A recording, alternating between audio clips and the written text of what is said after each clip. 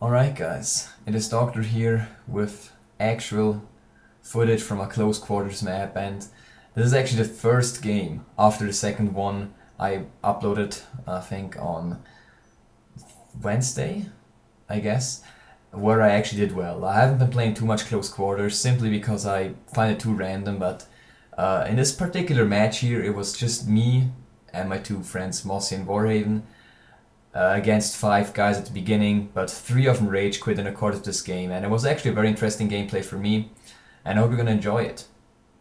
And today I'm also gonna be talking about the Scar L, which is mainly the gun I'm using here, and I think I got 1 kill with the pistol, but that's about it.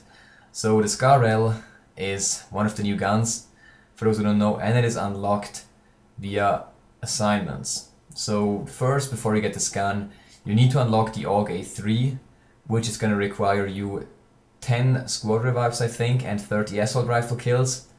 And then you can unlock the Scar L, and that is going to take you 15 grenade kills and 20 grenade launcher kills. That really isn't too hard to get, and it basically means just play Bazaar and spam explosives like an asshole, and you're going to have this gun unlocked really quickly.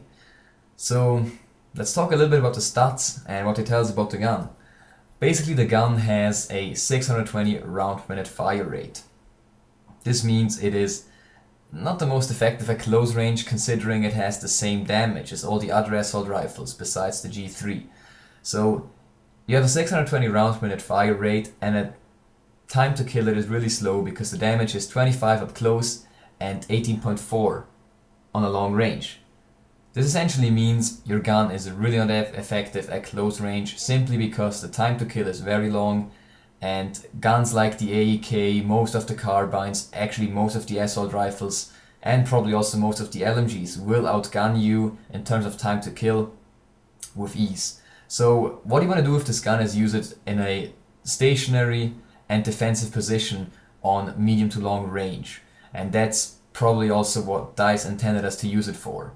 As you see here, I'm defending B. This is kind of our tactic, because we were still playing against 5 guys, so we had to play tactically, and I myself was the one defending B. So one of the things that fits perfectly for the Scar, sitting back behind cover, letting the enemy come for you, and just killing them on medium range. And it wouldn't be any problem killing them on longer ranges, but since it's close quarters footage, there really isn't too many long range encounters.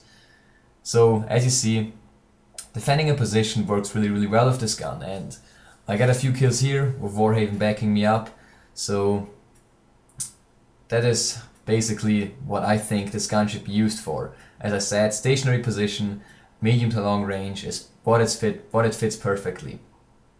Now let's get a little bit more into a few of the things, such as reload time. Now reload time on this gun really doesn't matter too much. It's fairly short. I don't know the exact value, but you really don't have a very long reload on this gun, so it doesn't really matter. It's not really a downside or something, and the recoil, as you can see, is very easy to control. So this also basically tells us that this gun, with the slow rate of fire, the low recoil, just fits the long range engagements so much. It's just perfectly made for those encounters. So that's where you should use it. Now you might be wondering, what attachment should I be using on this gun to improve its abilities of killing people at longer ranges? And it is, to me, pretty simple to choose from. It has the same unlocks as all the other assault rifles, which is all the sights, up to a rifle scope from the red dot sight and ACOG, everything. You get the underslung grenade launchers or M26 mass, whatever you desire to use there, bipod foregrip, and heavy barrel tag light, laser pointer.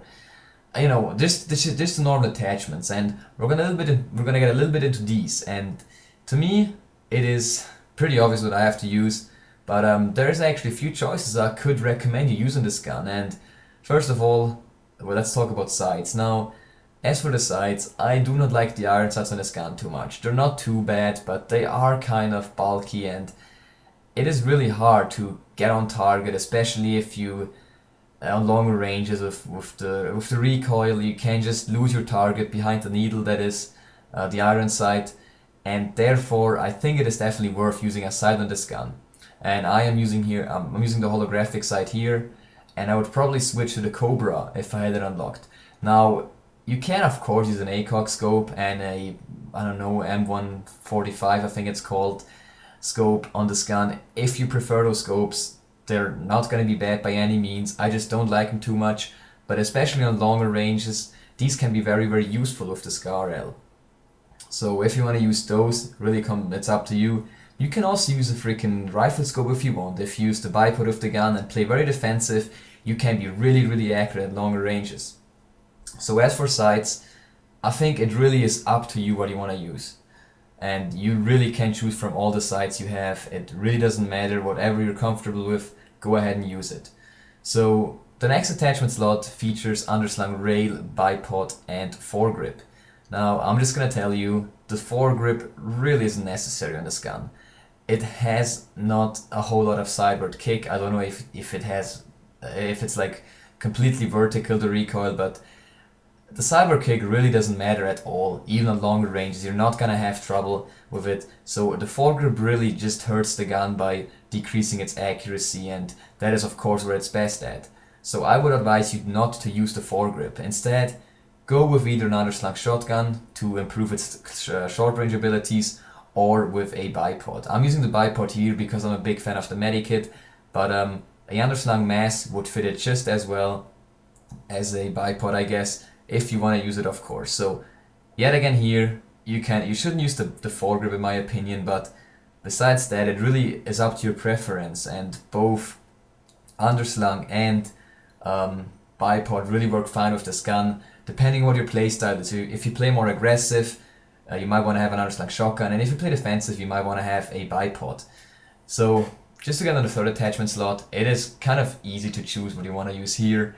To me, it's the heavy barrel, because the longer range and the more accurate fire on this gun really can help you out, and of course giving you that extra damage drop off. And I don't know if you know about this, and I don't know how exactly the values are, but with the heavy barrel you get a little more damage on medium range, I think. So this can also help the gun with the slow rate of fire to just improve its medium and short range abilities a little bit more.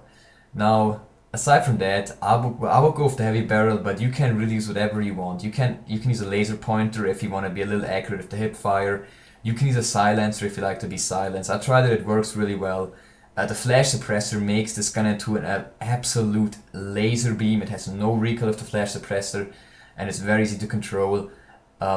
It really comes down to what you like. To me, as I said, it's the heavy barrel.